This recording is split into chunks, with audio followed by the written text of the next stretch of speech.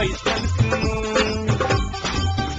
जानकी अभियम सदकन अही सबके आई मन मात्र कपन बात ऐसा सुनू जानकी अभियम सदकन अही सबके आई मन मात्र कपन बात ऐसा सुनू सुनू सुनू मिथिलांचल गर्व जानकी अभियम 106 मेगा।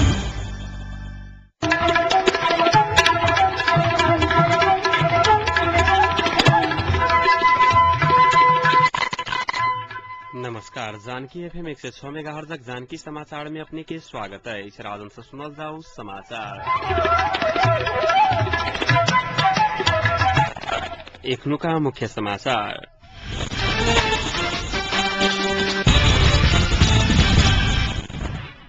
देश के समृद्ध बनावे युवा सभक साझेदारी आवश्यक रहल वक्ता सभक जोड़। देश के निकास देवा कांग्रेस एमाले के त्याग कर पड़त माओवादी अध्यक्ष प्रचंड कहब। भारत नेपाल में सदखंड शांति चाहने राजदूत जयंत की टिप्पणी। एकीकृत नेकपा माओवादी के नेतृत्व में गठन भेल सत्तारूढ़ गठबंधन देश के मुठभेड़ में फंसौने एमाले वरिष्ठ नेता नेपालक दावी। सांपक कटाई से सर्लाही में एगो के जान गेल। नेपाल आईसीसी अंडर 19 विश्व कप क्रिकेट के पहल चरण से बाहर।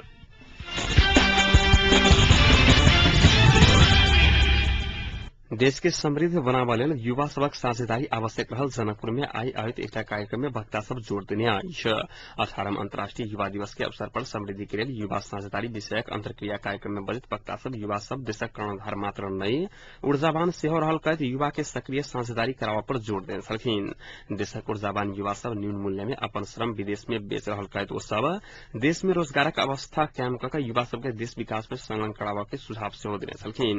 युवा अभियानक आल्पक कर्णक अध्यक्षता में संपन्न कार्यक्रम में युपेड़क अविनाश सज्जन कर्ण नेपाल समृद्धि के लिए युवा साझेदारी विषयक कार्यपत्र प्रस्तुत करने छलखिन। कार्यक्रम में प्रमुख अतिथि कोष तथा लेखा नियंत्रण कार्यालय के कोष नियंत्रक श्रीमा झा, मानव अधिकार आयोग क्षेत्रीय कार्यालय के प्रमुख बुद्ध नारायण सहनी सहितक व्यक्ति सब अपन अपन धारणा रखने छलैथ।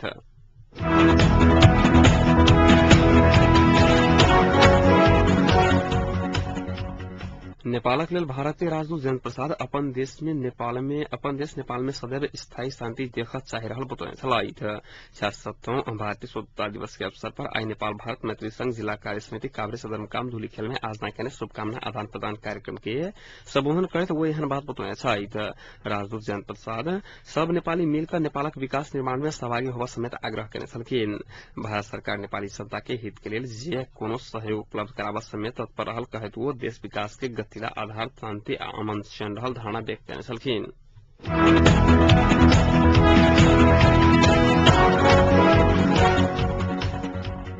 एकीकृत नेकपा माओवादी के अध्यक्ष पुष्पकमल दाहाल प्रचंड देश के निकास देबाक लेल कांग्रेस आ एमाले के त्याग कर पड़े के समय आबि चुकल बतौने छथि। जोखिम मोल लऽ अपनी सेना समाजन में त्याग केने कहत आ प्रचंड हुनक सभक पालो आयल बतौने छलखिन। एकीकृत नेकपा माओवादी मगरात राज्य समिति सदस्य सबके राजनीतिक प्रशिक्षण देवा पाल्पा पहुंचल अध्यक्ष प्रचंड पत्रकार सब संग बातचीत करैत एहन बात बतौने छथि। वो अपन नेतृत्व में बनल संघीय लोकतांत्रिक गणतांत्रिक मोर्चा सहितक लेल वातावरण निर्माण करय के दावी समेत केने छल। सहमति के लेल अपने अकेले प्रयास करा बाद उपाय ने लागल कहत वो मोर्चा सहमति के लिए दबाव सृजना कर के समेत दावी केने छलैथ। प्रचंड पहचान सहित के संहिता निर्माण करबा लेल भूमिका निर्वाह करब बतौने छलखिन।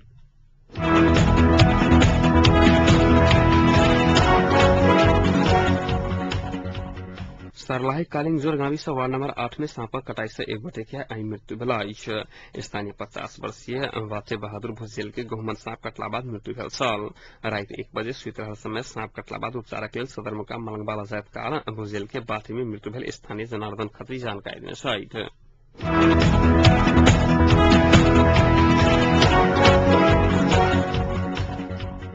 प्रधानमंत्री डॉक्टर बाबूराम भट्टराय आंदोलन आ विरोध कला से समस्या के समाधान नहीं हत बतौने छथि। चितवन के सिद्धि गाविस में चेपांग समुदाय संग राति बिताएब रहल राति बितौने काल्हि चितवन पहुंचल प्रधानमंत्री भट्टराय एहन बात बतौने छथि।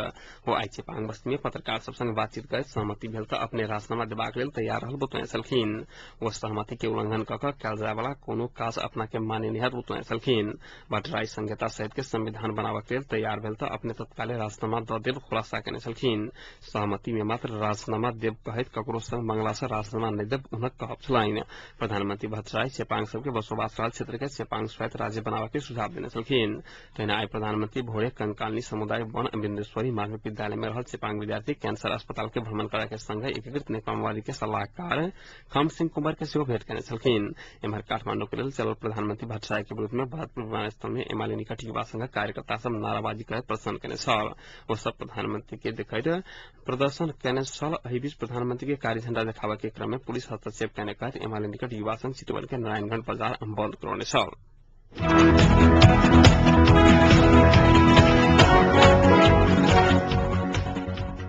नेकपा एमाले के वरिष्ठ नेता माधव कुमार नेपाल एकीकृत नेकपा माओवादी के नेतृत्व में गठन भेल सत्तारूढ़ गठबंधन देश के मुठभेड़ के फंसौने दावा केने सहित सहमति की सरकार गठन कऽ देश के वर्तमान राजनीतिक आ संवैधानिक संकट से पार लगाबा लेल दबाव स्वरूप रिपोर्टर सलम नेपाल शुरू केने अभियान क्रम में पत्रकार सबक टोली संग भोरे बातचीत करैत वरिष्ठ नेता नेपाल देश के सहमति की आवश्यकता रहल समय माओवादी जाहि से समस्या बढ़ैत अछि वएह काज मात्र कराक कारणे समस्या समाधान नहीं भेल आरोप लगौने छलखिन।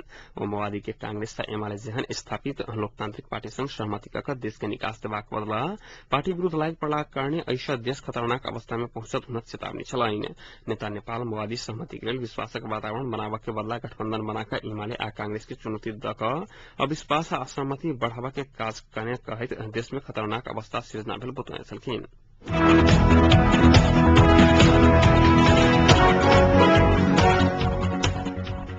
महतड़ीक सड़ा गामक आलिव कबाड़ी कैंसर रोग के उपचार के लिए सदर मुकाम जलेश्वर निरंतर 3 महीना से बेसी से भोरे से दिन जलेश्वर आबि साँझे खाली हाथ घर पर दैनिक कार्य बनल अछि। 3 वर्ष अगाड़ी से 81 चेहरा बढ़ लगला बाद डल्ला एखन बन नहीं सकल अछि। चेहरा पर माउसक डल्ला अचानक बढ़ लगला बाद जांच करला बाद हुनका कैंसर रहल था पौने छल। भारत में 6 वर्ष पहले विवाह केने समय सरहा गाविस वार्ड नंबर 7 के 33 वर्षीय कबाड़ी के अनुसार वो सामान्य व्यक्ति छलाइत। वो पहिने सामान्य व्यक्ति रह रहल समय सब गोटे हुनक संग रहि रहल मुदा रूप कुरूप भेलाक बाद हुनक नजीक केओ आबऽ नहीं चाहैत आला पर डरा रहल बतौने छलाइत। वो एखन कपड़ा से मुंह झाँपि कऽ आवाज आवत करब बाध्य भेला अछि।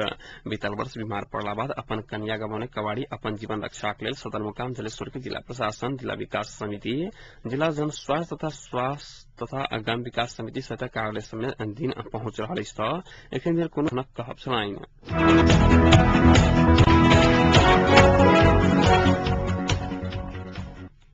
वीरगंज स्थित भारतक वाणिज्य सनकपुरक कैंप एकटा विद्यालय सहयोग कयलक अछि। भारतक 66म स्वतंत्रता दिवस के अवसर पर महाविद्यावास मिड कैंपस के ई बस सहयोग केने छैक। काल्हि अपन स्वतंत्रता दिवस मनाउने भारत वीरगंज में एक कार्यक्रम के बीच बस हस्तांतरण केने मिड कैंपस के प्रमुख मनोज शाह जानकारी देने छथि। नेपाल स्थित भारतीय दूतावास से संचालित महात्मा गांधी छात्रवृत्ति परीक्षा सहित अन्य संकाय के परीक्षा सब में एहि कैंपस में अध्ययनरत छात्र छात्राक उत्कृष्ट प्रदर्शन देख कऽ भारत तरफ से एहि प्रकारक सहयोग प्राप्त भऽ सकल प्रमुख शाह के कहब छलनि।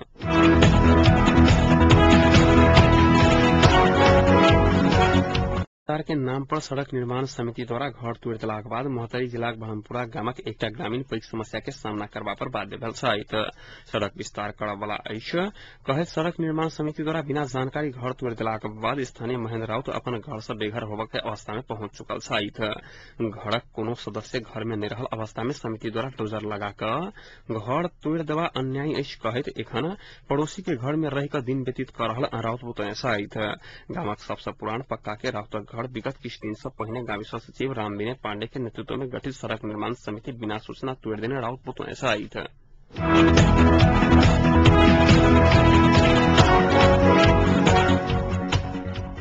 नेपाली कांग्रेस पूर्व मंत्री खुम बहादुर खड्का के भ्रष्टाचारी ठहर केने सर्वोच्च अदालतक फैसला अन्यायपूर्ण आ पूर्वाग्राही रहल कहैत पुनरावलोकन के जाय के लेल निर्णय केने अछि। पार्टी कार्यालय सानेपा में आइ बैसार से केंद्रीय समिति के बैसार से फैसला के न्यायिक पुनरावलोकन के लेल पहल करे के निर्णय केने अछि। विशेष अदालत से सफाई पने भ्रष्टाचार मुद्दा में सर्वोच्च अदालत से ठहर कऽ पार्टी के केंद्रीय सदस्य खुम बहादुर खड्का के सजा तोकला बाद अपने सब आश्चर्यचकित भेल आ दुखित बनल बैसारक निर्णय रहल अछि। सर्वोच्च अदालत से भेल उक्त अन्यायपूर्ण फैसला पर कानूनी व्यवसायी सब संग सलाह कऽ न्यायिक पुनरावलोकन के लेल पार्टी सक्रिय पहल करत। केंद्रीय सदस्य मीन विश्वकर्मा के अनुसार न्यायिक पुनरावलोकन के लेल खड्का निवेदन देत तक कांग्रेस ओहि के लेल आवश्यक पहल करत।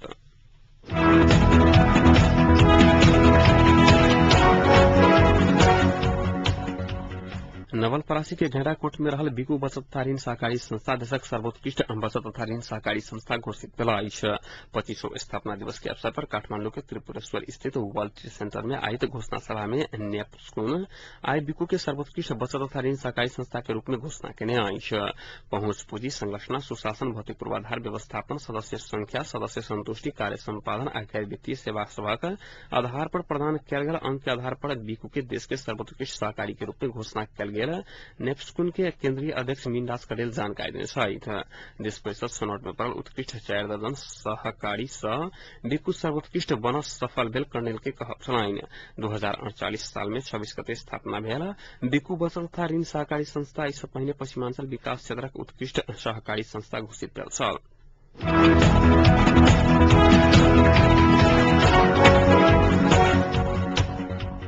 नेपाली कांग्रेसका केन्द्रीय सदस्य मीन विश्वकर्मा राष्ट्रिय समिति के सरकार नेतृत्व कर के अवसर कांग्रेस के आलत शेरबहादुर देउवा प्रधानमंत्री बनता पहुंचे सहित रक्त संचार क्लब भक्तपुर आयोजना के अंतर्क्रिया कार्यक्रम में कांग्रेस के पछिल्का निर्णय अनुसार देउवा प्रधानमंत्री बनता दावा करने सहित नेपाली कांग्रेस भीतर के आंतरिक विवाद से राष्ट्रीय राजनीति में कोनो समस्या नहीं आउ तो हुनक कहब छलनि। प्रजातांत्रिक पार्टी में सहमति अभिमति भेनाई स्वाभाविक रहल हुनक कहब छलनि।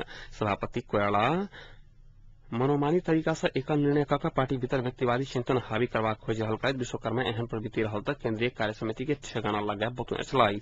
पार्टी भीतर के आंतरिक समस्या से पार्टी विभाजन नहीं हैत हुनक कहब छलनि।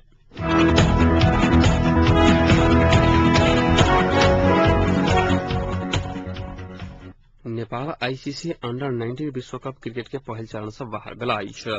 लगातार तेसर खेल में इंग्लैंड के 126 रन से पराजित होइत नेपाल पहिल चरण से बाहर भेल अछि।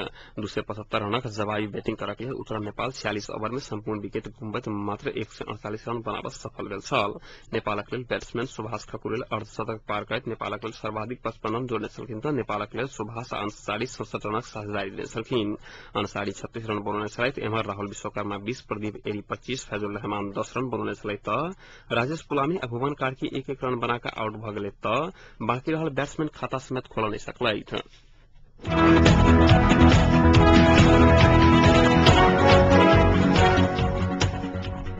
अब तापक्रम एखन जनकपुरक तापक्रम 33 डिग्री सेल्सियस रहल अछि।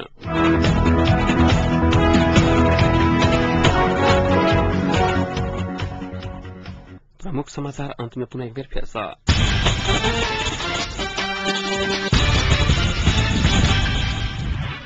देश के समृद्ध बनावे युवा सबक साझेदारी आवश्यक रहल वक्ता सबक जोड़। देश के निकास लेवा कांग्रेस एमाले के त्याग कर पड़त माओवादी अध्यक्ष प्रचंड कहब। भारत नेपाल में सदखिन शांति चाहने राजदूत जयंत के पुष्टि। विरोध कला से समस्या के समाधान नहीं है प्रधानमंत्री भट्टराई का दावी। एकीकृत नेकपा माओवादी के नेतृत्व में गठन भेल सत्तारूढ़ गठबंधन देश के मुठभेड़ में फंसवाने एमाले वरिष्ठ नेता का दावा। सांपक कटाई से सरलाही में एक गोटे के जान गेल आ नेपाल आईसीसी अंडर 19 विश्वकप क्रिकेट के पहल चरण से बाहर। एक संग आजुक जानकी समाचार एतै संपन्न होते। समाचार कक्षक संपूर्ण सहकर्मी के संग हम राजन आज्ञा साहब नमस्कार।